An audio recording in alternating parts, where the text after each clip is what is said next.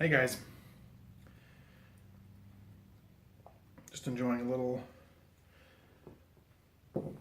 Frogmorton on the Bayou in the Peterson Sherlock Holmes Lestrade.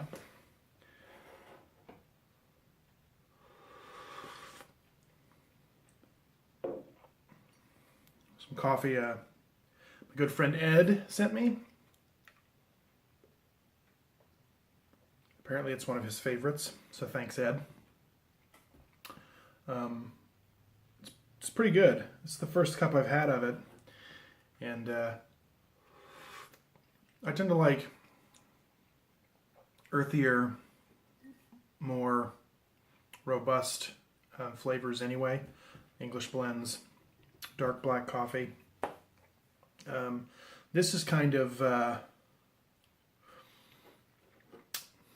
I don't want to say acidic, but it's a little acidic.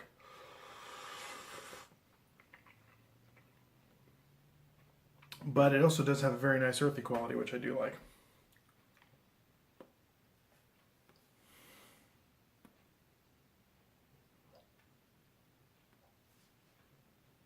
Some coffees, or some tobaccos rather, pair really well with coffee. Seattle Pipe Club's Mississippi River pairs really well with just like a regular latte, not like one of those sugary, gross ones, but like just espresso and steamed milk. Pairs really well together.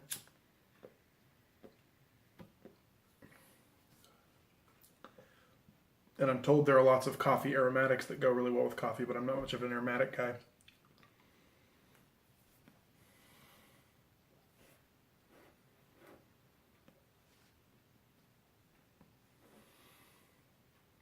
But this does actually pair pretty well. Frogmorton on the Bayou is not the Frogmorton that everybody talks about. When I first started smoking pipes, everybody was really into recommending Frogmorton Cellar, and I think that's still a really popular blend. But I didn't hear much about on the Bayou, but it's actually really good. If you like smoky, but you don't necessarily want that whiskey aspect that comes with Frogmorton Cellar, this is definitely something to try. I also am pretty sure that there's a measure of Perique in this, but I don't detect it if that's the case.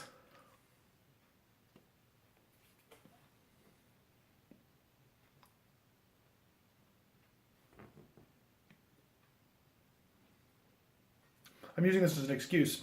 If you've been watching the videos that I've been posting, or specifically if you've been watching the pipe tobacco, or the pipe collection videos that I've been posting, you'll know that I have a difficult time. I tend to gravitate towards a couple of my collection repeatedly, and the others tend to get neglected. This pipe I mentioned in that video, I used to smoke all the time, and stopped, and I had no idea why. So I'm sort of using this as an excuse to smoke this pipe again.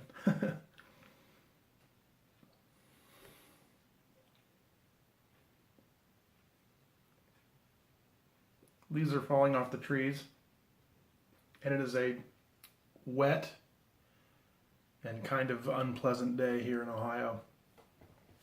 At like 6:30 this morning, it was raining and so windy that I couldn't sleep.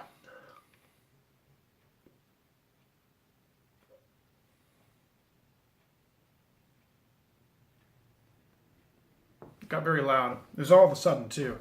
I was already awake.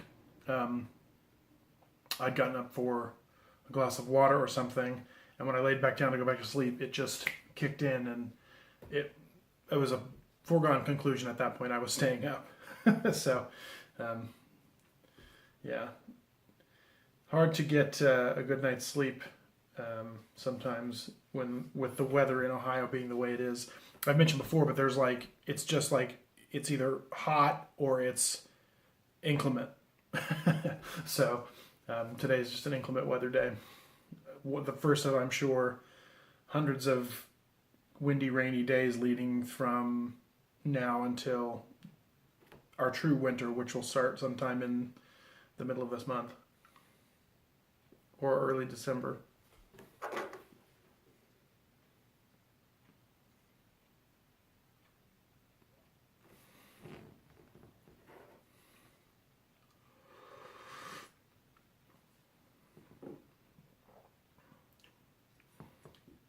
I feel like if you've never had a chance to try coffee in a French press, you really owe it to yourself. It is a little bit of work, and it's not always a perfect system, depending on the press and depending on the grinder that you use. You're going to wind up with perhaps an incorrect amount of grounds. This is a 10 cup, an 8 cup press, and the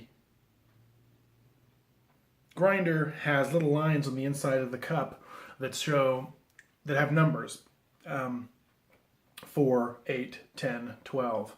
And I had been up to this point laboring under the belief that it was tablespoons, as in tablespoons of beans, but after having, because you should use between 9 and 10 tablespoons for an 8 cup press. And if you're doing the press correctly, the plunger should be flush with the top of the lid. Now, this is not the case with this press at the moment because I have too many grounds. So I'm starting to believe now that isn't a line that indicates 4, 6, 8, 12, whatever tablespoons of grounds, even though they're kind of close. I'm beginning to wonder if maybe that's cups of coffee because I have too many grounds. Not that it really affects the flavor much. If you have a little too many grounds or a little too much water, it really just affects the strength of the flavor. The extraction isn't all that different, and you can beef that up by letting the coffee steep a little bit longer, which is what I would tend to do, or less long if there are too many grounds. But it's a really rewarding way to drink coffee, I feel like. It fits in with my love of this because this is a lot about the process for me. Packing, tamping, lighting. And I like that sort of manual process. I like that manual, the stimulation of doing something that requires a lot of physical interaction. Everything's so automated. The traditional brewing method that everybody's familiar with, the drip coffee pot. You buy a pre-ground can of coffee. You put in however many scoops in the filter. You dump water in, and you just wait. And while that's fine, there's something about the added benefit of the grinding and the pressing and the timing and all of that that is really attractive to me personally.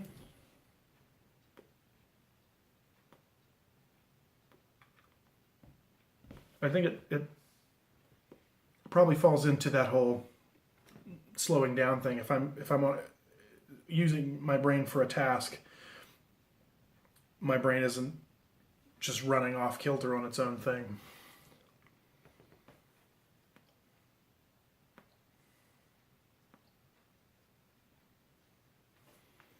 But I wanted to make this video, now that I've gotten off my coffee tangent, I wanted to share a really interesting thing that happened. A few months, was it months ago? It might have only been a couple of weeks. But a little while ago, John Harden, who you may or may not be familiar with on YouTube as Matches860. Everybody seems to know him. Everybody seems to be subscribed to him. He's really popular, and for good reason. His videos are great. Posted a video about Kentucky Club. Him and a friend had found, or a friend of his had found a 10-year-old tub of Kentucky Club. And they had sampled it and it was really good. And the thing about YouTube and the pipe community, which I'm sure you're all aware, is that if you watch a video with a blend and they talk heavily about it like it's a great thing, you get a craving. At least I do. And which is a real shame because Kentucky Club isn't being manufactured anymore. Hasn't been for a while. So what I did, now I thought maybe I'll get lucky, and I'll run into, somebody will have a tub that they just had forever in a store that nobody's bought. And so I thought I'll ask some friends around the, that I know that aren't really interested in, over-the-counter pipe tobaccos, to see if they go into a shop to keep an eye out. Don't make a special trip. Just go into a shop and keep an eye out. So the main resource that I have for these things is my friend Tom, who I've mentioned out in Seattle. And he does not care about, he's mainly an English blend smoker. He's trying new things, which may or may not be because I'm making him by sending him stuff to try. But he mostly smokes English blends and has never really expressed a heavy interest in smoking the old codger blends, as they're called. So as a result, I sent him a message a couple of days back and said, hey, if you see any Kentucky Club, let me know.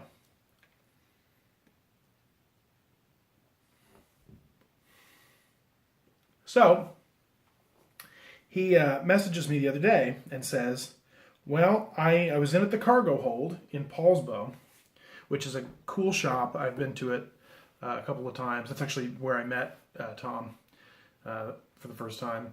And Doug Owen runs the place, and he's a really talkative, in a good way, guy, really knowledgeable, really conversational guy. So if you're ever in Paulsbo, Washington, check it out. It's a really, really cool little town and a really cool little shop. It's a nautical gift shop, but it's also a tobacconist. And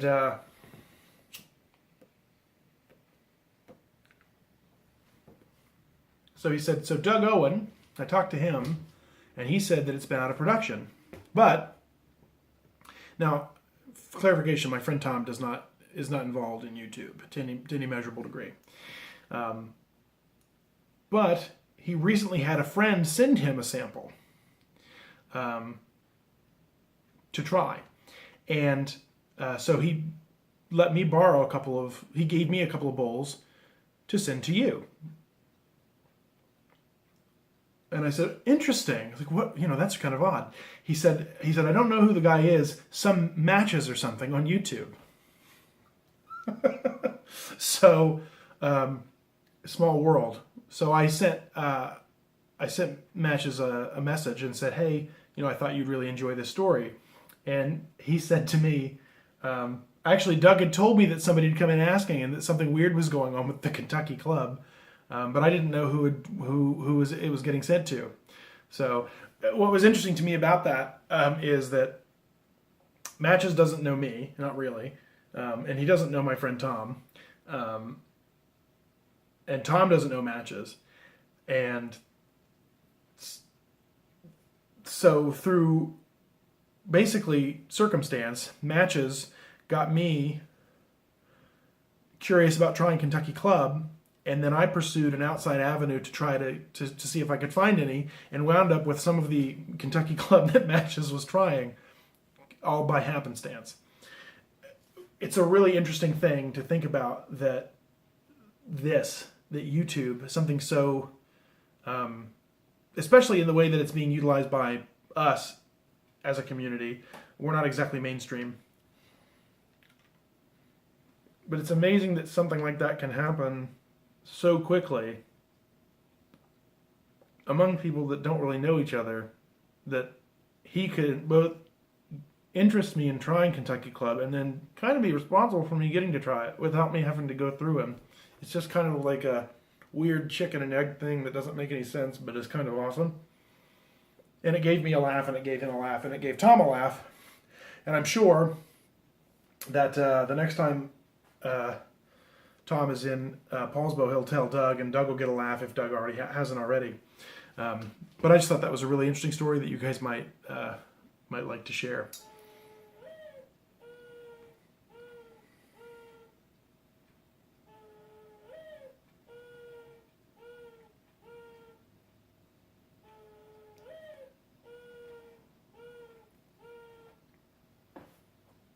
So the world's most annoying bird clock is telling me that my time is up.